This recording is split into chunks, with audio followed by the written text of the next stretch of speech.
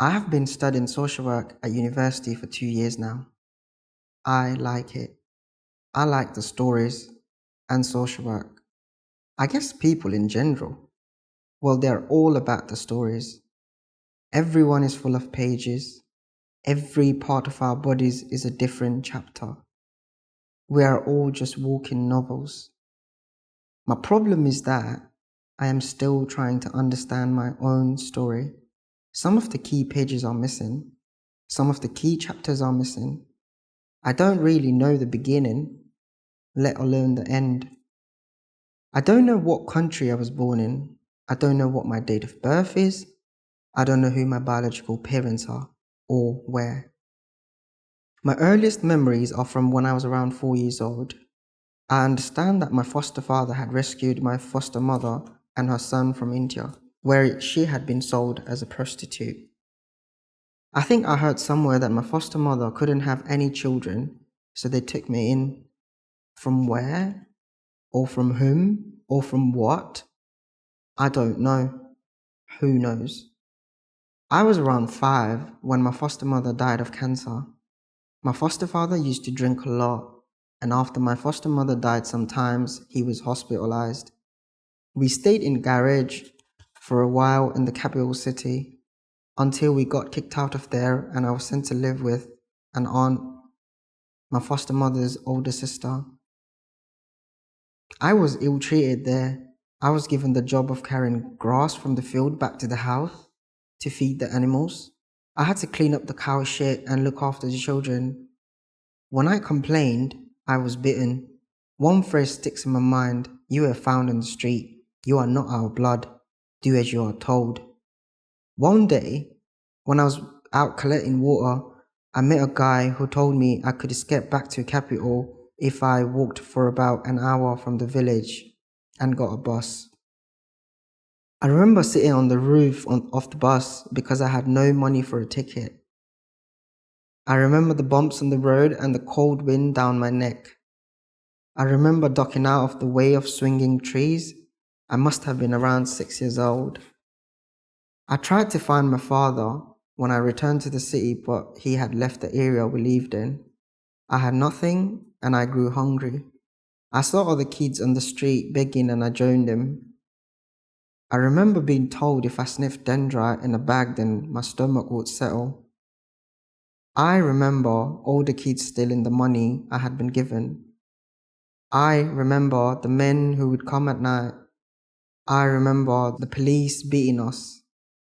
I remember waking up one morning and after sleeping rough in the temple and one of the other boys had died in the night. I remember when maybe some things should be forgotten. When I was about 9, I was introduced to a man named Sarge. He was the founder of an NGO set up to assist street children like me.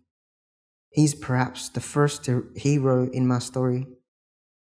There would be others, but he was maybe the first. He clothed me and fed me. I started to feel safe. I went to school and excelled. But when I tried to do A-levels, I was told I needed a citizenship card. I needed an evidence of my story. But to get a citizenship card, you need a birth certificate, and I had nothing. I was introduced to a man who was involved in some political activities. A citizenship card appeared, and soon after, Sarge sponsored me to come to the UK. I remember arriving in London for the first time. The darkness and rain could not dampen my excitement or my sense of hope. Elephant and Castle felt a long way from home. Things took a dramatic turn in 2014 when I was told that Sarge had committed suicide. My sponsorship stopped and I was unable to pay for my fees for the second year. I returned home to ask the charity if they could help me, but they declined as I was over 18 at this point. It was during this time that a huge earthquake struck my country, killing thousands of people, including some of my friends and their families. A biblical chapter. Trauma, shouting, flashbacks. I returned to the UK only to experience another second personal earthquake: immigration detention. My university had reported me to the Home Office. From the reporting centre, I was bundled into a van. The windows were black. There were 3 other people in the van. More stories. I didn't really know anything about detention before they took me there. My friend told me they will only detain people for 24 hours and then you're released. As soon as I entered the detention center and I saw the faces, I realized some people must have been there for more than a day. I asked my roommate how long he had been inside. I still expected to say a few hours. When he said he had been there for 8 months, that's when I felt all hope leave my body. I was terrified in detention. I didn't know what was going to happen to me. I had no idea what was going on, and no one gave me any information. I was detained for 5 days before they moved me to the Verne in Dorset, far away from anyone could visit me. They took me at night. I was scared. I remember asking the guard, why me? He said, the people who are flying soon are kept in the detention centers near to the airports.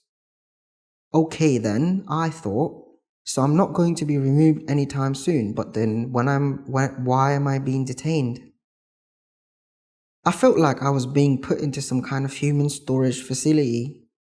Altogether, I was in detention for 2.5 months and they transferred me 4 times.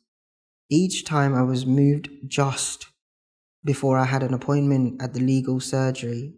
I felt cheated. I started to get more and more anxious. I couldn't sleep. I felt like I was in custody for no crime. I felt caged. I found all the shouting, the screaming very difficult. More flashbacks. The earthquake went off in my head. The aftershocks still ripple today. I was released at the end of March 2016. I'm still getting used to life outside detention, but it is also clear that detention goes beyond the walls. Whenever I see guards in uniforms, all the bad memories of detention come back to me. Or whenever I eat noodles, the same kind they gave us in detention, I think about the Verne. Detention is the chapter that keeps on going, no full stops. After I was detained, I wrote a letter to my pre-detention self. I needed to find out if he still existed. Sometimes I think he might be coming back.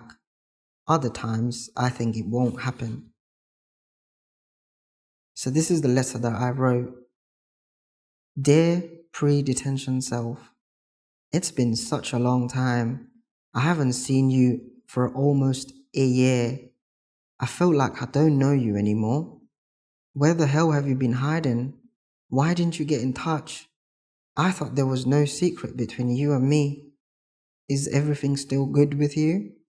Are you still hopeful and moving forward towards your goals?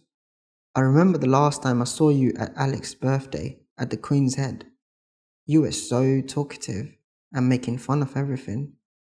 You wouldn't let the conversation drop for a second. Are you still like that? Do you still want to be a computer engineer? I remember you were in the middle of your studies at the last time we were together.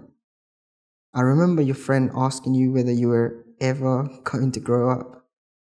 You seemed so happy to be in the present moment. I remember you were smiling a lot and enjoying the odd lager or two as well. Are you still playing football with your friends every Monday? Are you still wearing those Nikes you loved? I have to admit, I had to collect all my strength to write this letter. I'm writing it in very difficult circumstances. It's not quite how it used to be for me. Laughing in the pub feels a long, long way away. I wish we could go back there and be together again, you and me. I've just come out of detention. I was detained for about 3 months. It's too much for me to explain everything about what happened to me in this letter, but it is an experience you would never want to even dream of. I hope you never go through something like that. Do you remember when you and Ram and I got locked inside Ram's flat that time? Well, imagine that, but only for 3 months. Only without each other to talk to, and without the food we wanted to eat, and without the sunlight coming in, and without the sofa or the bed, and without the peace of mind knowing the door would open at some point and we would go outside. Imagine that we were also surrounded by other people who will look like they were experiencing the end of the world.